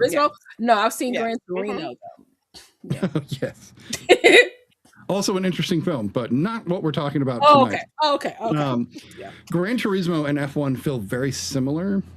Because they are just kind of grounded in here's the driver, we're going to watch this driver progress, and there's not racing movies. I don't think need a ton of script because really that's not why we're watching them. We're watching them for the racing, and so if you can add an element of character drivenness on top of the racing, for me, I think it works really, really well. If you watch a movie like Ford versus Ferrari, you're getting a much more character-driven racing movie with some great racing moments, but it's really a character-driven film, while this is definitely a race-driven film with characters kind of on the side, which I totally get it. But to me, again, I don't get films like that because that's like having a King Kong film and you focus on the humans and you don't focus on King Kong. To me... Well, that's what all the Godzilla movies had. That's why the Godzilla movies, the new ones, I don't really care for them because it's like I don't care. Like I don't care about you. Like you focus on the people that informs the gorilla that we're seeing or the Kong that we're seeing. Like to me and driver, the driving part is great, but the driving is just one part of the character. To me, it's like Sex in the City. It's the characters, but the city is a character too. The cars in F1 in Days of Thunder are a character too, but they're not. And Robert Duvall treated like that. Absolutely, nice. But they're nothing without the people. That's going to drive them. That's going to fix them. And that's even some dialogue in the movie. Like you might not have the car, but you have the driver, and that whole kind of concept. Yeah. So for me, like I need when you have a thing where it's like F1 Days of Thunder, I need the characters to be just as important as the car because they work in tandem with each other. And when when they don't work in tandem, I'm like, what are we here for then? And it's the thing, I don't know what it is. I don't know how it works. Right, I don't know how it works. And I don't care about this outside of this movie. I don't have that. You have to care. You have to make me care. And I will say F1 made me care a little bit more than Days of Thunder did. Even though when I watched F1 first, and then when I watched Days of Thunder and Tom Cruise's character comes in, I said, oh, so this is just F1. F1 was just Days of Thunder. Yes, like, that is literally why we picked them. Because they were like perfectly paired. I screamed it out. I said, oh, so F1, which is Days of Thunder, they just switched up the characters or gave Cole needed to lose Daytona, right? In Days of Thunder, so that we could then have Cole win Formula One. Right. That would have made this movie even more impactful. Because you'd be like, oh, it's Cole Trickle. I love this guy. Absolutely. Who cares if he's being played by Brad Pitt? That doesn't matter. Not at all. And it really wouldn't matter. Right? It wouldn't matter because I would have, listen, I can see a Tom Cruise turning into a Brad Pitt or vice versa as they get older. Like they both have the strong jaw, the very rugged, good looks. I mean, they were the movie stars of my generation. So absolutely. Absolutely. Yeah. My wife said There's something a interesting about nostalgia Tom for Cruise them. because when I was looking at him in Days of Thunder, I was like, man, I totally see why he was a fucking heartthrob in the '80s because he has the hair, like his hair in Days of Thunder was like perfect, like messed up but perfect. I'm gonna tell you how I knew immediately, Snitty. I'm gonna tell you how I knew immediately. The scene where he is explaining why he got fired, why he like he finally explains like why he like lost his pride or whatever. Yeah, he's laying back in the hat, back like that, hat down.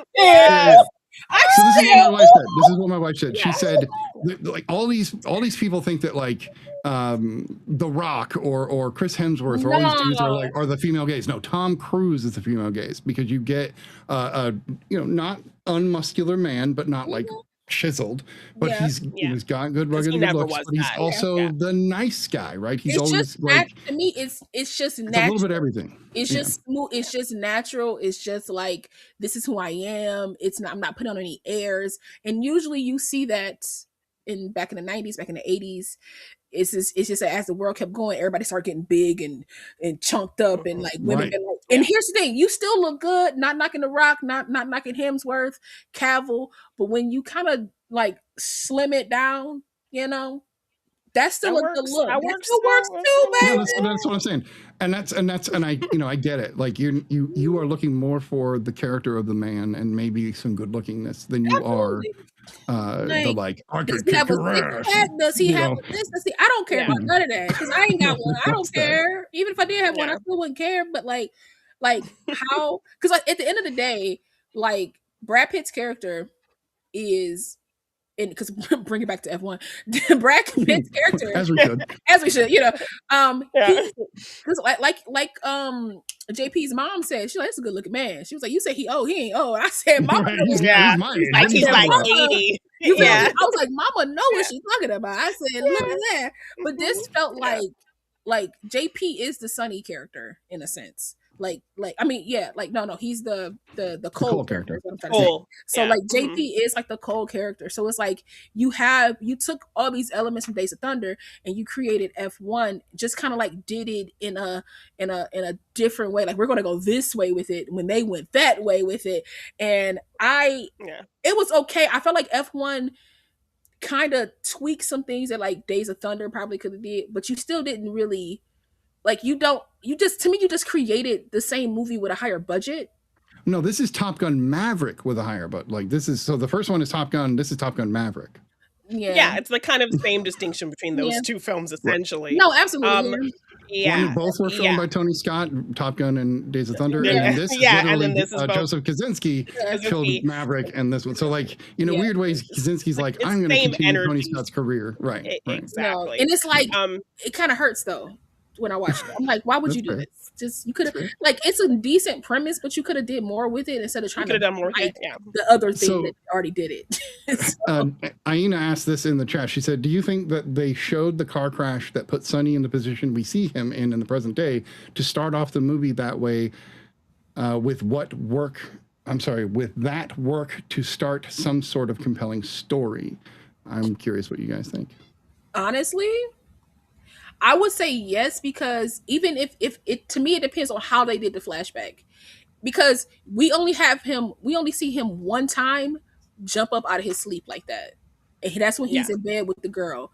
Right. So you got PTSD over this. Why don't we see this throughout the film? More, as kind of an issue. Kind of issue throughout the film. Yeah, or like have that be part of the fear when he has his accident, when JP has his accident. Right. Yeah, even just a flash of the yellow car.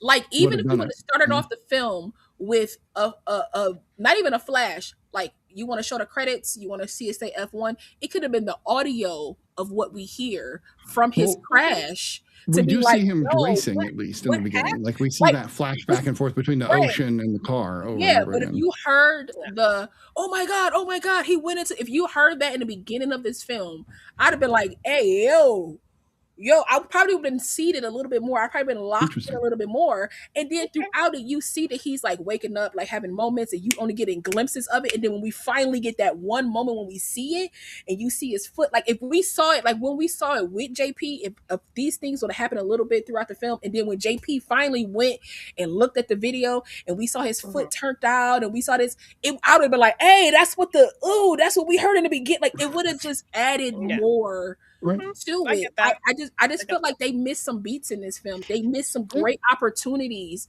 to make it at least a little bit different than kind of the generic story. And generic isn't necessarily bad. They do this story so much because if done well, it works. It's still emotionally impactful. It's also supposed to inspire that exhilarating. It's inspiring because I was very invested. Yes, and I was very invested in the kind of underdog story of this team. That got me really invested.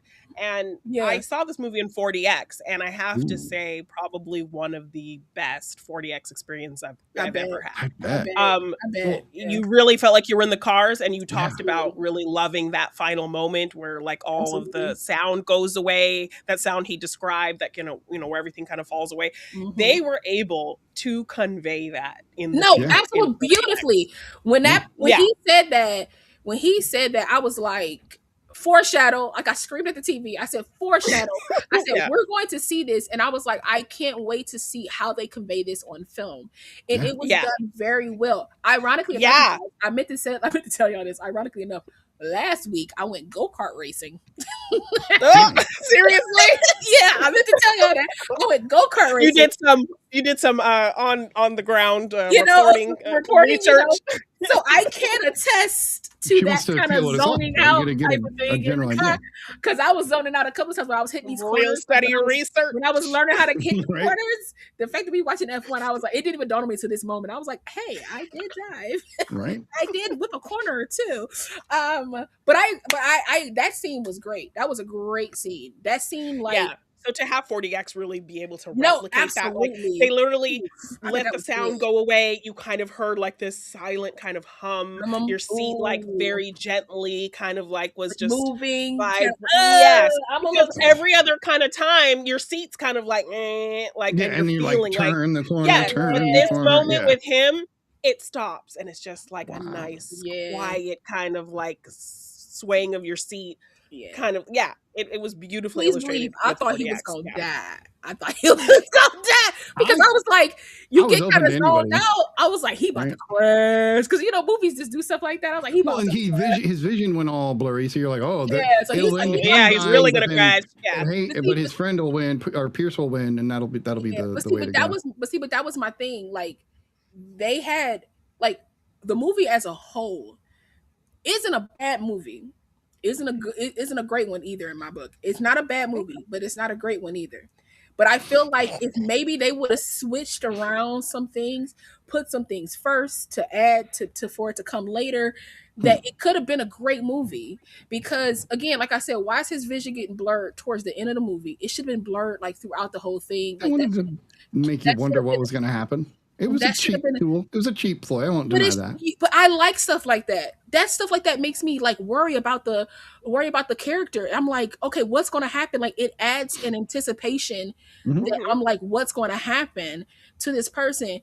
JP, I knew immediately he didn't listen. I was like, he didn't listen. I was like, we're all blaming Sonny. And that was what was wild is that JP could have said something sooner, right? Because we didn't all know. And it's like he wanted to like let his mom talk shit because he was like, yeah, get him. And then he didn't it took realizing he was doing terrible at recovery. It took him then take on Brad Pitt's recovery style to figure out that he was in the right headspace.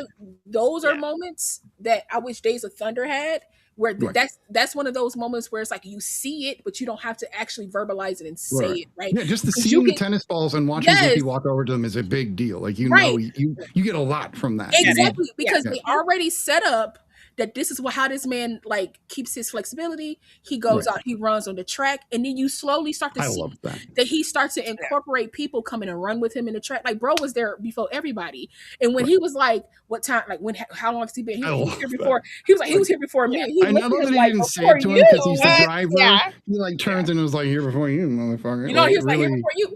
But see, those were, and I agree with Janine. Those are moments where, no offense to Carrie Condon's character, which I absolutely loved her in this film. If I just like, I thought she was phenomenal. Yeah. I thought that every scene she was the glue. She was the glue. I love it. And even like their little flirty moments were cute fine, and that kind of thing. But what we didn't need to do, we didn't need to focus on that relationship. We needed to focus on like the father, son, brother relationship between I will give you that. JP and Sonny. Because it would have been nice to subvert that bullshit trope and not like have them flirt, but have them realize they're just professionals. You could show and then have more heart between the two racers. I didn't need to see them in band together to know that they was going to be in band together. Disagree, though. I didn't need to see that. No, I mean, I know. Here's the thing. I know Janine loves love. I know Janine loves love. But I can even admit, I would have given some of that up and have them kind of come together like they do at the end and like we'll see each other on the road. Maybe go to dinner at the end of the movie, right? Like, go to dinner. Yeah. That could have all been inferred at the end. But why have this juxtaposition between these two different drivers, but who aren't really different? It's just one that's young, that's just like feeling the weight of this, like I'm popular type of thing, and you got this older one. He's the worst driver. I don't understand why he thought he was popular, but whatever. Come on, and then you got this other one that's like, you got Brad Pitt's character that's like, bro, this ain't where the money is. Like, you need to focus on like all this to come. Why you love doing drive? It's like why you like just drive. Like to me, this movie has so much potential to be amazing, and I think only because it has Brad Pitt, his company like produced it, that they were able to put the money. They were able to put the money and the backing behind this, that it made it way more. So I was excited to watch. I was like, oh yeah, we watching F1. I was excited to watch it, and I was thoroughly let down because I was like, y'all missed the mark in some places that I just felt like, because Damson Idris, I couldn't stand him in this film, and that was a good thing. That was a great thing. I couldn't stand his character. More. And it's like you talked about the scene when they realize, you know, Carrie Condon goes out of her way, does this kind of smart thing to bring them together, to get them to talk about their common differences. And what would have been cool was, forget about setting this up so that the two of them can hook up later. Have him decide, I'm not going to go to this party. I'm going to stay, and we're going to. Exactly. It shouldn't have been like I went to the cards, have some more character development and conversation, and realize all the stuff we had in common. Exactly. Because I was like, because when he went to the club, I was like, yo, he had more fun in that bar or whatever they in that hotel room or a bar or whatever, and playing like poker with fake chips than he is at this club. And to me, that's a great moment, but it should have been a moment that like kind of happened a little bit quicker, and it should have happened. And when they were doing that, I don't like a montage where I don't hear them talking. Like that should have been, instead of them being silent and playing cards, this should have been a moment where everything got out in the open, where everything kind of got out, and like we kind of like smooth this over, but they kind of put music over it and just let us see that things were getting. I was like, no, I wanted words to go back and forth. And I swear up and down, Brad Pitt be in movies and people be saying stuff to him and they just give him one word and he'd be like, okay. And I get like a lot of that worked for me, for him being kind of the grizzled, but cool kind of guy. But like basically, like, I don't care that you're asking me these questions, right? Exactly. No, I love that scene. I love that scene. Yes, because the reporter wanted to get something out of him, and he wasn't going to give it to him. Was being shady. I'm not talking about that scene, but I'm talking about when his mama was yelling at him. He's very shut down, his character. He's very much like, okay. And he does not change. And he does not change from that. And I feel like and it worked in some places and others it didn't. Other places it didn't work. And I feel like JP, I think he was afraid to combat a mama. That's just me. Like, but no, he did eat. He was eating in that. Wait, eating in a couple of scenes. In one of the scenes, he was eating. He had a fork and a knife, and he was eating. That baby was eating. I said, he was you were going to say something, Janine. Sorry. Well, I was saying it didn't work for me in kind of a scene that's very kind of pivotal, important. The scene where he's explaining this feeling that he's chasing, and when all the sound goes away and all of that stuff.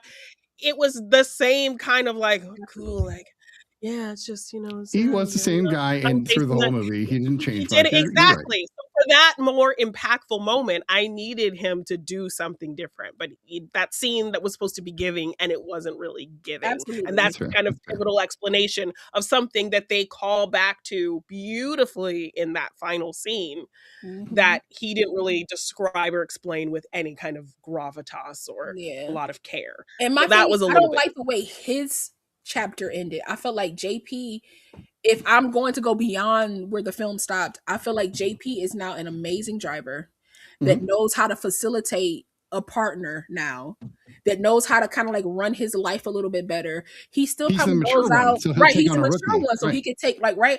That's how I see JP's character.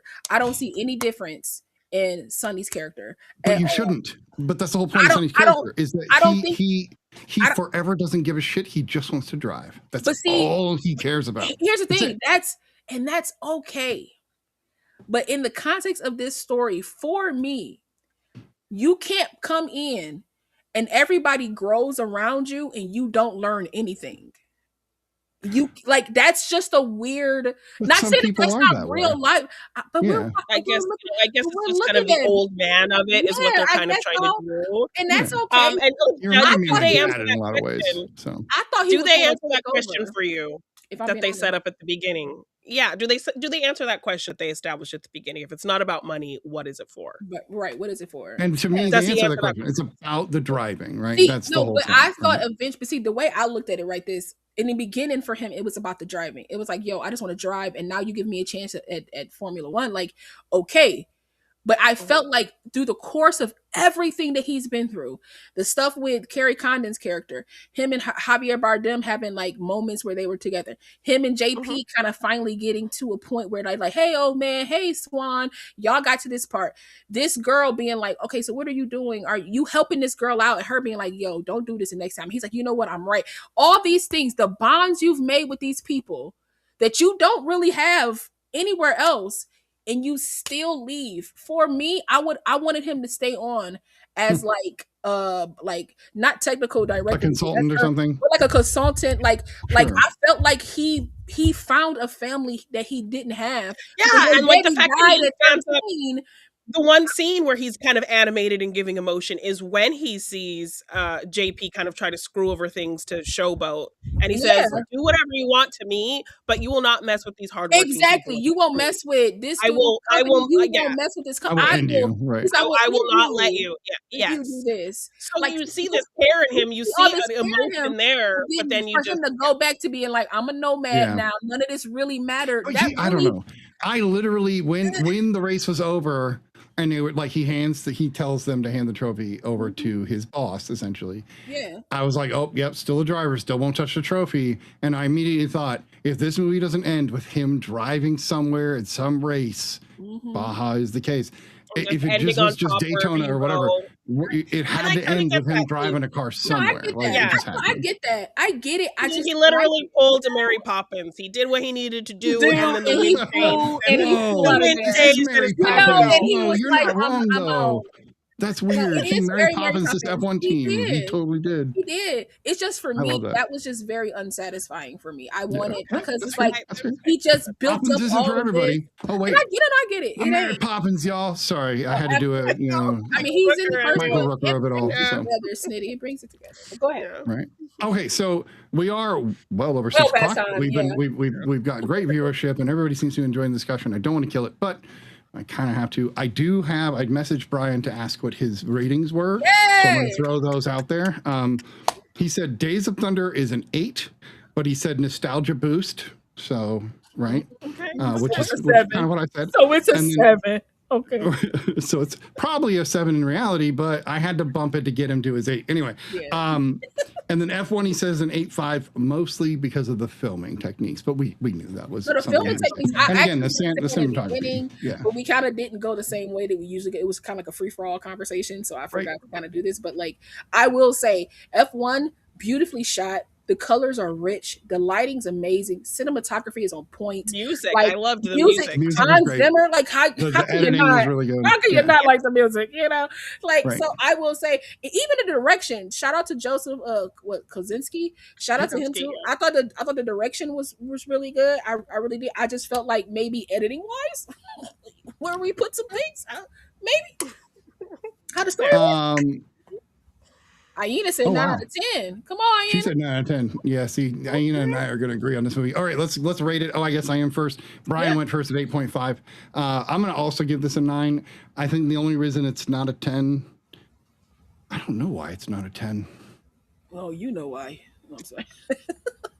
But I said 9, and that felt right. I'm going to stick with 9. Let's stick with 9. Yeah. Janine, what do you rate F1? I'm going to agree with my brain twin Brian's 8.5. 8.5. I love it. Lala? I'm going to give it an 8 because I liked it a bit more than Days of Thunder. I will say. Fair. So I'll give it a solid 8. But that so now I'm gonna have to almost made it a 7.5.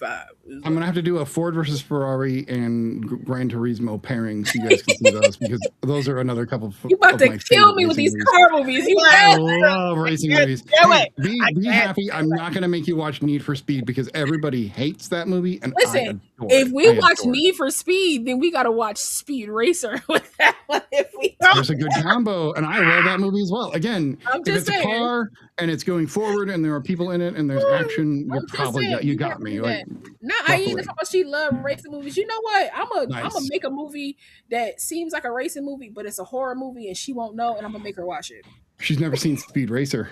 Oh, Speed Racer has to be watched on the big screen in 4K. Like really, wow. I've never seen Speed Racer either or Gran Turismo. Oh, wow. See, I got you. I pulled your card out, Ian. I got you. I'm getting you. Okay, I'm gonna go dig up all. We might have to watch Bullet then too, because that's like the original like big racing movie. So, Steve McQueen. Anyway, all right. So we've got through all of that. We are going to be doing some Nick Cage movies. We also next month is of course Black History Month, so we will be doing an episode featuring some Black directors, actors, etc. So watch for that. Watch for the Nick Cage. And then no doubt we're going to have a bunch of other movies. If you have suggestions, please don't hesitate to throw them to us in the chat or in Discord or even just hit us on social media. Yes, hit us in one of our comment sections. Be like, you guys never watched this. You suck. Whatever you got to do. And follow us all on everything. I kind of did that right this time. Instead of we do a lot of different things. We talk about a lot of different things. So yeah, join us. Yeah. On that note, I guess that means this has been season 5, episode 15 of The Real Study, and we really appreciate you guys stopping by. I love my co-hosts. You guys are amazing. Thank you for being here as well. And we will be back next week with some more movies. Have a great evening, all. Bye. Have a good night.